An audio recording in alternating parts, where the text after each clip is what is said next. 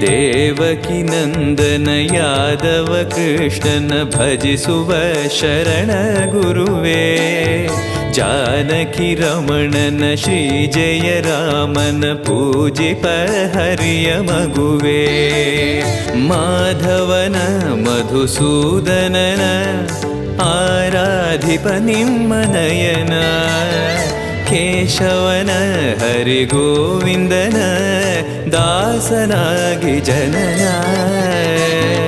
ಪೂಜ್ಯಾಯ ರಾಘವೇಂದ್ರಾಯ ಸತ್ಯಧರ್ಮರತಾಯ ಚ ಭಜತಾಂ ಕಲ್ಪವೃಕ್ಷಾಯ ನಮತಾಂ ಕಾಮಧೇನವೇ.